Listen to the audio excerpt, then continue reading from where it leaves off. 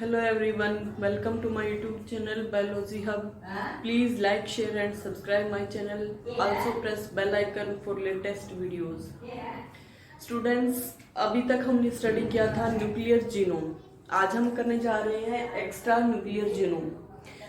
Actually genome क्या होता है? That is the collection of genes. ठीक है, that is the collection of genes यानी कि total number of genes present in a cell और इन एनी इंडिविजुअल. ठीक है, किसी भी इंडिविजुअल में या किसी सेल के अंदर जो हम टोटल काउंट ले रहे हैं जीन का, that is known as genome. तो जो जीनोम है वो आपका दो टाइप का होता है. ठीक है, one is nuclear genome and second is extra nuclear genome. ठीक है, nuclear genome and extra nuclear genome. तो न्यूक्लियर जीनोम कौन सा होगा? जो न्यूक्लियस के अंदर प्रेजेंट होता है. ठीक है, जो न्यूक्लियस के अंदर जो भी डीएनए या आरएनए जो प्रेजेंट होगा उसको हम बोलते हैं, जो जीन्स प्रेजेंट होंगे that are known as nuclear genome. Extra nuclear genome कौन से होंगे? जो आउटसाइड टू द न्यूक्लियस यानी कि साइटोप्लाज्म के अंदर जो जीनोम प्रेजेंट होगा. For example in the mitochondria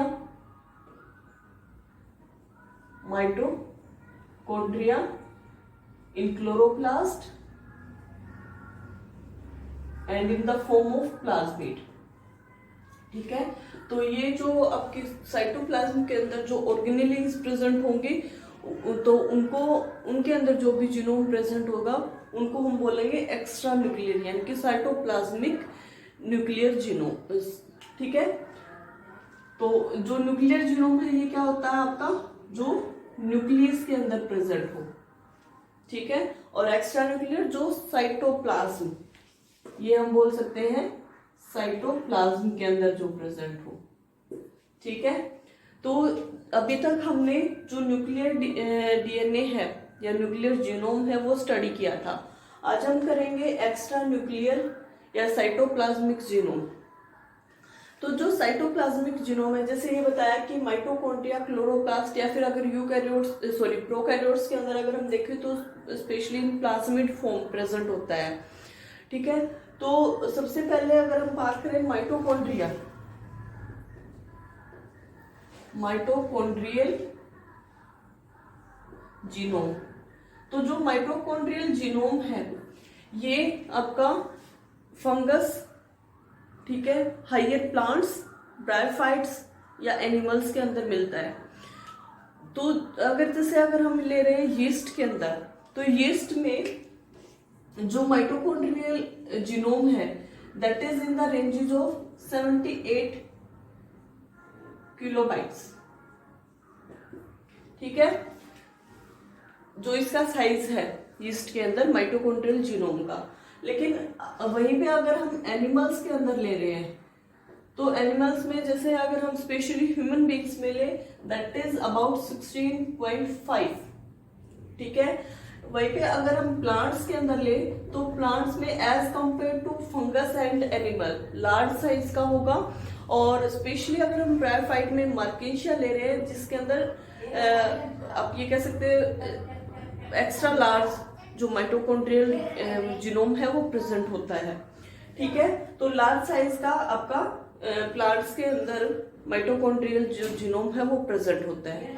तो जो माइटोकॉन्ड्रियल जीनोम है उसमें और न्यूक्लियर जीनोम में क्या डिफरेंस है या फिर क्या कैरेक्टरिस्टिक्स है माइटोकॉन्ड्रियल जीनोम की?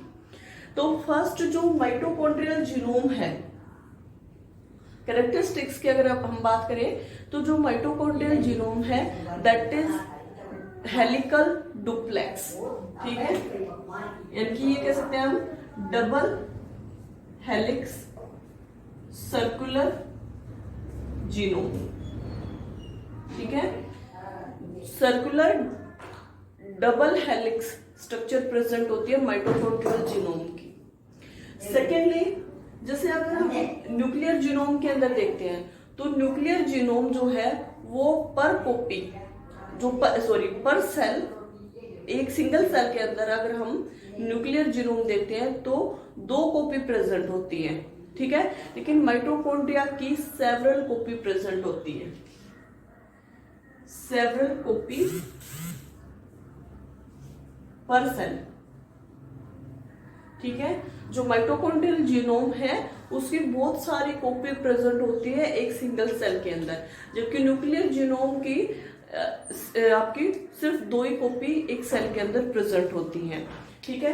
अगर हम जो न्यूक्लियर जीनोम है इसके अंदर ले तो वहां पे हमने स्टडी किया था कि जो स्टॉप कोडोन है UGA, ठीक है, ये क्या कर रहा था, स्टॉप कोडोन की तरह से फंक्शन कर रहा था। लेकिन माइटोकॉन्ड्रिया के अंदर ये स्टॉप कोडोन ना होके क्या डिनोट करता है, ट्रिप्टोफैन, ट्रिप्टोफैन, ठीक है। जो ट्रिप्टोफैन अमीनो एसिड है उसको रिप्रेजेंट करता है UGA, मीन्स जो कोडिंग सीक्वेंस है ट्रिप्टोफैन की माइटोकॉन्ड्रियल जीनोम में दैट इज UGA, ठीक है।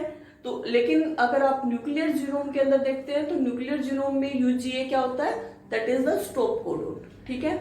अगर आप म्यूटेशन रेट देखें, म्यूटेशन रेट, तो न्यूक्लियर जो जीनोम है म्यूटेशन रेट न्यूक्लियर जीनोम में स्लो होता है as compare to mitochondrial genome, ठीक है। यानी कि माइटोकॉन्ड्रियल जीनोम के अंदर जो म्यूटेशन रेट है वो हाई होगा। Next that is the on the basis of inheritance.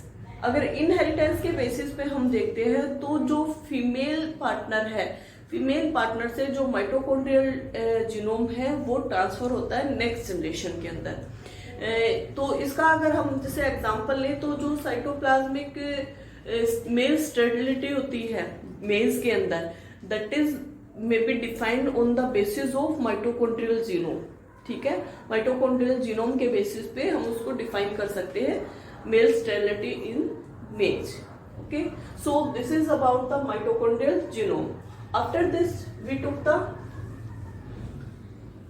Chloroplast genome.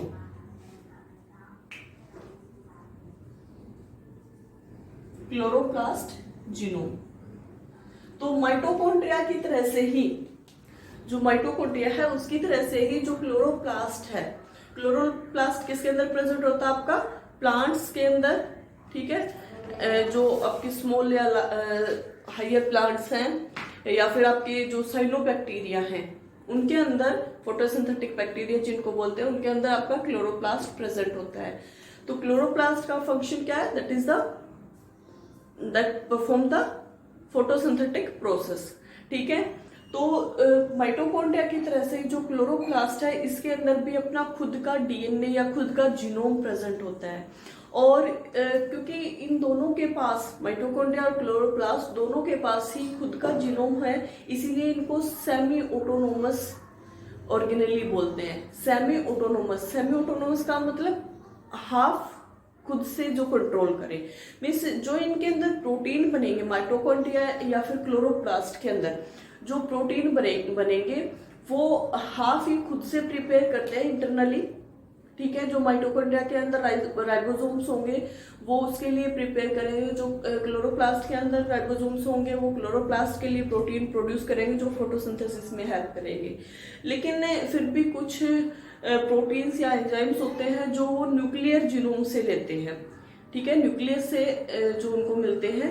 तो हाफ मतलब ये कह सकते हैं हम हाफ सेल्फ डिपेंडेंट होते हैं माइटोकॉन्ड्रिया और क्लोरोप्लास्ट, इसीलिए इनको सेमी ऑटोनोमस ऑर्गेनेली बोलते हैं। तो जो माइटोकॉन्ड्रिया है उसी की तरह से जो क्लोरोप्लास्ट जीनोम है that is also circular and double helix, double helix, ठीक है। तो सर्कुलर डबल हेलिक्स स्ट्रक्चर के अंदर ये प्रेजेंट होता है। और जनरली हम मतलब जैसे ये मानते हैं कि जो साइनोबैक्टीरिया है उससे जो क्लोरोप्लास्ट है उनका ओरिजिन हुआ है, यानी कि जो साइनोबैक्टीरिया है वही मॉडिफाई हो गए क्लोरोप्लास्ट की फॉर्म में, ठीक है। या फिर ये कह सकते हो कि जो आपके साइनोबैक्टीरिया है, ठीक है, वही उनके अंदर म्यूटेशन हुई और वो क्लोरोप्लास्ट की फॉर्म में आ गए। तो इनको इसीलिए इनके अंदर जो जीनोम है वो प्रेजेंट है, ठीक है, और उसी के बेसिस पे इनको सेमी ऑटोनोमस भी बोला जाता है। तो जो क्लोरोप्लास्ट है इसके अंदर क्या होगा, आपका 50 डीएनए मॉलिक्यूल प्रेजेंट होते हैं, ठीक है, 50 डीएनए मॉलिक्यूल्स। जो जीनोम है क्लोरोप्लास्ट का उसके अंदर 50 डीएनए मॉलिक्यूल प्रेजेंट है। जैसे माइटोकॉन्ड्रिया के अंदर बताया था आपके यीस्ट के अंदर 78 किलोबाइट का जो जीनोम प्रेजेंट था, ठीक है, 16.5 ह्यूमन बीइंग के अंदर था, और जो प्लांट है उनके अंदर लार्ज साइज का माइटोकॉन्ड्रियल जीनोम प्रेजेंट था। लाइकवाइज जो क्लोरोप्लास्ट है इसके अंदर 100 to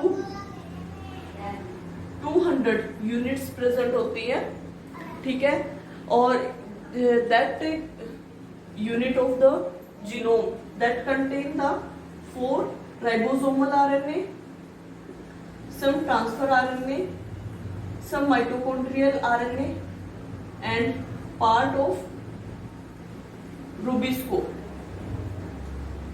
ठीक है, part of Rubisco। तो राइबोसोमल आरएनए 4 नंबर में, माइटोकॉन्ड्रियल जो जीनोम है उसके अंदर 2 नंबर में प्रेजेंट होते हैं, ट्रांसफर आरएनए, मैसेंजर आरएनए, ठीक है, और कुछ पार्ट रूबिस्को का प्रेजेंट होता है। Okay, so this is about the chloroplast genome. Hope you guys get it well. Thanks for watching my video.